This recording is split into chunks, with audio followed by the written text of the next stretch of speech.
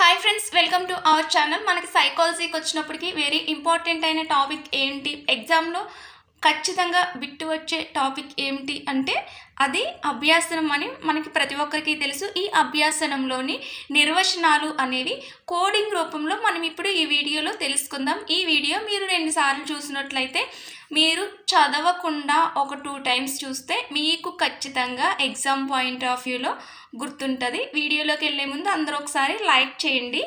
ఇప్పుడు మనం text book, ఇది నా డైట్ ఫస్ట్ ఇయర్లో టెక్స్ట్ బుక్ ఫ్రెండ్స్. టెక్స్ట్ బుక్లో ఉన్న డెఫినేషన్స్ చూసినట్లయితే సేమ్ టెక్స్ట్ బుక్లో ఉన్నాయి, మెటీరియల్లో ఉన్నాయి. టెక్స్ట్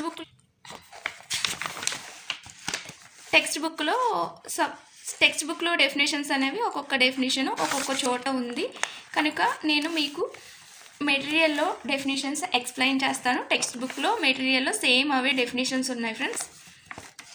వీడియో చూసేవాళ్ళు దయచేసి లైక్ చేసి ఛానల్ని సపోర్ట్ చేస్తే నేను ఇంకా ఇలాంటి వీడియోలు చేయడానికి ఉంటుంది ఫ్రెండ్స్. ఫస్ట్ నిర్వచనం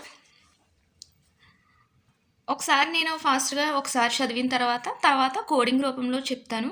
ఫస్టే మీకు కోడింగ్ రూపంలో చెప్తే మీకు కన్ఫ్యూజ్ అవుతారు కదా. ఫస్ట్ డెఫినేషన్: అనుభవ ఫలితంగా వ్యక్తి ప్రవర్తనలో సాపేక్షంగా కలిగే స్థిరమైన శాశ్వతమైన మార్పును అభ్యాసనం అంటారు. దీనికి మనకి కోడింగ్ ఏంటంటే, ఇందులో మనకి నేను మార్క్ చేశాను కదా ఫ్రెండ్స్, అవి స్థిరమైన శాశ్వతంగా ఉండడం లేదు. ఇది ఎవరు చెప్పారు? బెర్న్హార్డ్. అంటే స్థిరంగా శాశ్వతంగా ఉండడం లేదని నీకెన్నా బెంగ హట్టా? స్థిరంగా శాశ్వతంగా ఉండడం లేదని నువ్వెన్నా బెంగపడుతున్నావా, హట్ అవుతున్నావా? అలా గుర్తుపెట్టుకోండి ఫ్రెండ్స్, మనకి ఈజీగా గుర్తుంటుంది. స్థిరంగా శాశ్వతంగా ఉండడం లేదని బెంగపడుతున్నావా, హట్ అవుతున్నావా? సెకండ్ డెఫినేషన్: అనుభవం ద్వారా శిక్షణ ద్వారా జీవి ప్రవర్తనలో జరిగే పరివర్తనే అభ్యాసనం. ఈ డెఫినేషన్లో ఇది చెప్పింది ఎవరంటే గేట్స్.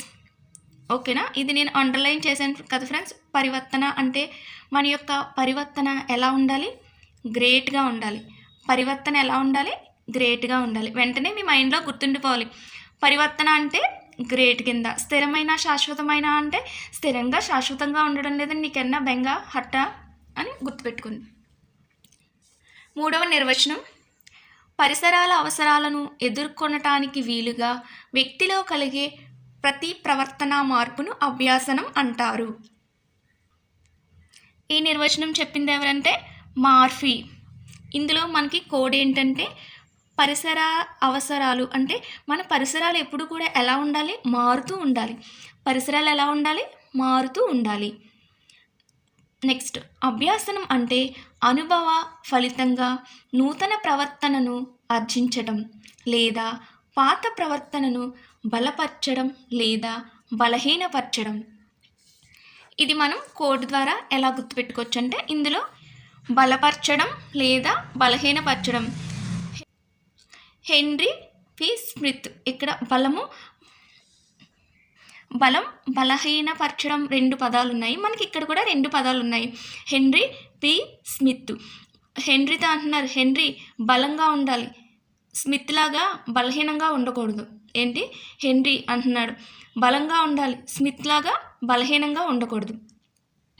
నెక్స్ట్, ప్రేరణ ప్రతిచర్యల మధ్య దృఢమైన బంధం ఏర్పరిచే ప్రక్రియే అభ్యాసనం అన్నవారెవరు?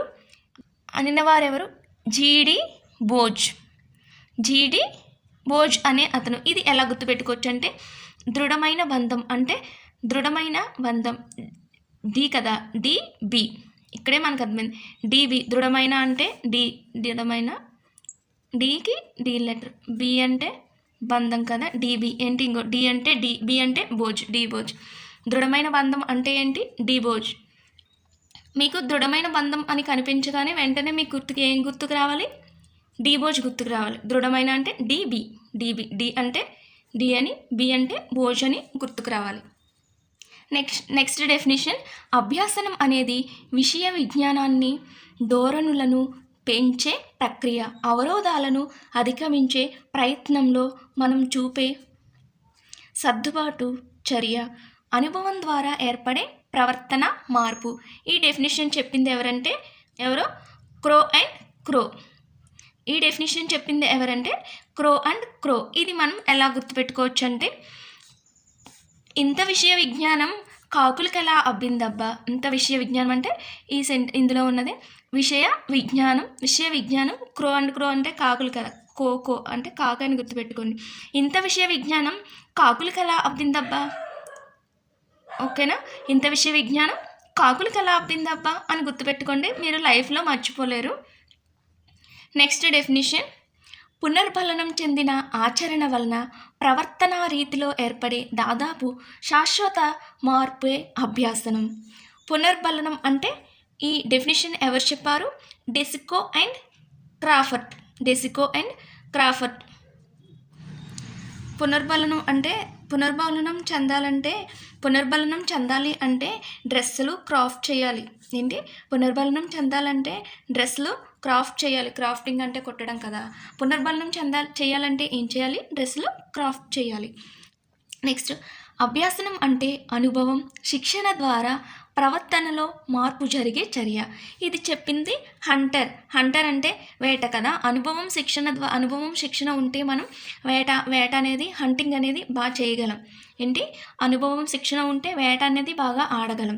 నెక్స్ట్, వ్యక్తిలో అంతర్గత ప్రవృత్తులలో సహజమైన పరిణితితో తాత్కాలిక స్థితులతో నిమిత్తం లేకుండా ఏర్పడే దాదాపు స్థిరమైన ప్రవర్తన మార్పులే అభ్యాసనం. ఈ డెఫినేషన్ చెప్పింది హిల్గర్డ్.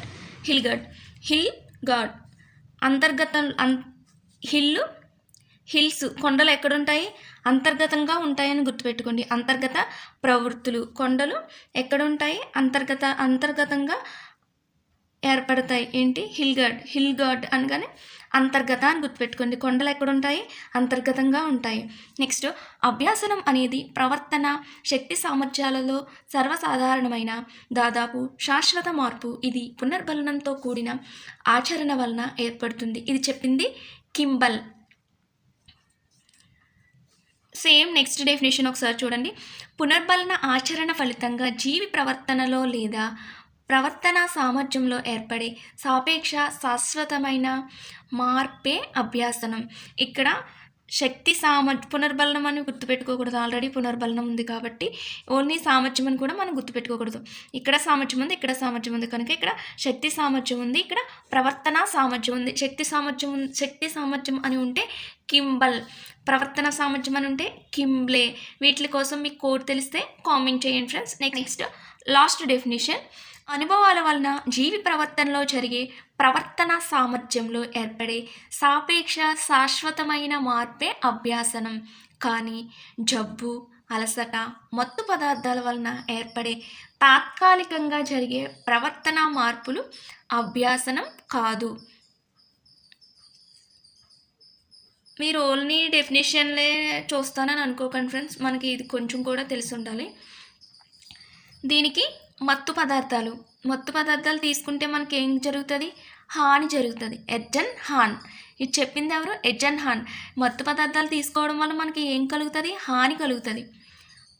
మత్తు పదార్థాలు తీసుకుంటే ఏం కలుగుతుంది? హాని కలుగుతుంది. ఒకసారి ఫైనల్గా ఓన్లీ కోడ్సే చెప్తాను, చూసుకోండి. ఒకవేళ మీరు ఎక్కడైనా రాసుకోవాలి అనుకుంటే రాసుకోండి. వీడియో చూసేవాళ్ళు మన ఛానల్ని సబ్స్క్రైబ్ చేసుకుని లైక్ చేయండి. మీకు ఇలాంటి ఇంకేమైనా కంటెంట్స్ కావాలి అనుకుంటే కామెంట్ చేయండి. శాశ్వతంగా లేదండి నీకేమైనా బెంగ హట్ట.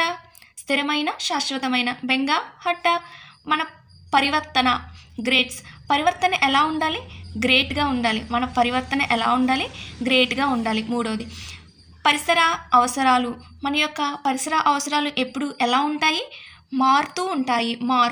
పరిసర అవసరాలు ఎప్పుడు ఎలా ఉంటాయి? మారుతూ ఉంటాయి.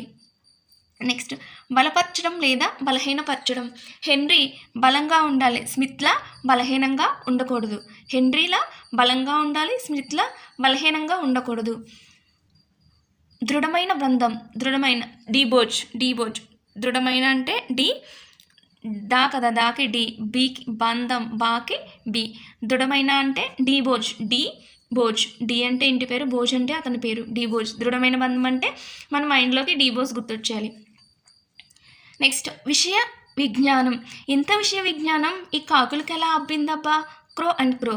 ఇంత విషయ విజ్ఞానం కాకులకి ఎలా అబ్బిందబ్బా? విషయ విజ్ఞానం క్రో అండ్ క్రో.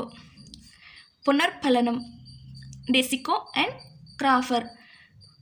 పునర్బలనం చెందాలి అంటే డ్రెస్సులు క్రాఫ్ట్ చేయాలి. నెక్స్ట్ అనుభవము శిక్షణ ఉంటే హంటింగ్ చేస్తారు. అనుభవము శిక్షణ ఉంటే బాగా హంటింగ్ చేస్తారని గుర్తుపెట్టుకోండి. నెక్స్ట్ అంతర్గత ప్రవృత్తులు హిల్ గార్డ్. అంతర్గత ప్రవృత్తులు హిల్ అనేది కొండలు అనేవి ఎక్కడుంటాయి? అంతర్గత ప్రవృత్తుల్లో ఉంటాయి. నెక్స్ట్ శక్తి సామర్థ్యాలు కింబల్. ప్రవర్తన సామర్థ్యం కింబ్లే. మనకి శక్తి సామర్థ్యాలు ఉంటే కింబల్, ప్రవర్తన సామర్థ్యం ఉంటే కింబ్లే. ఇవి గుర్తుపెట్టుకోండి. వీటికి మీరు ఏమైనా కోడ్ అనుకుంటే కామెంట్ చేయండి. నెక్స్ట్ మత్తు పదార్థాలు హెడ్ అండ్ హార్న్. మత్తు పదార్థాలు తీసుకోవడం వల్ల మనకి హాని కలుగుతుంది. మత్తు పదార్థాలు తీసుకుంటే హాని కలుగుతుంది. స్థిరమైన శాశ్వతమైన బెంగా హట్ట. పరివర్తన గ్రేట్గా ఉండాలి. పరిసరాలు మార్పుగా ఉండాలి. బలపరచడం హెన్రీ, బలహీనపరచడం స్మిత్. హెన్రీలా బలంగా ఉండాలి, స్మిత్లా బలహీనంగా ఉండకూడదు. డీబోజ్ దృఢమైన బంధం డీబోజ్. విషయ విజ్ఞానం ఇంత విషయ విజ్ఞానం కాకులకి ఎలా అబ్బిందబ్బా? పునర్బలనం చెందితే డ్రెస్సులు క్రాఫ్ట్లు బాగా కుడతారు. అనుభవం శిక్షణ ఉంటే హంటింగ్ బాగా చేస్తారు. అంతర్గత ప్రవృత్తుల్లో హిల్స్ ఉంటాయి. శక్తి సామర్థ్యాలు కింబల్, ప్రవర్తన సామర్థ్యం కింబ్లే. మత్తు పదార్థాల వల్ల మనకి హాని కలుగుతుంది. వీడియో నచ్చినట్లయితే సబ్స్క్రైబ్ చేసుకోండి friends. Thank you for watching.